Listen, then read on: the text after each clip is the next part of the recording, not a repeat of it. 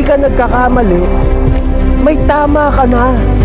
Kung hindi mo na kaya, ipagawa mo sa iba. Hindi mo malalaman ang halaga mo.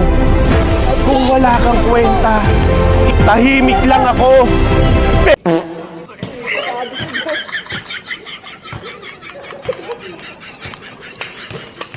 Today is a game day. Tamang basketball ang mga itik. Shout out! Nagkayayaan kami ng mga katrabaho ko mag-basketball dito sa malapit sa amin. At walang ano-ano ay sinimulan agad namin ang laro. Ayan na nga si pare mong Jomel, napainom agad ng tubig pagkatapos isang rebound.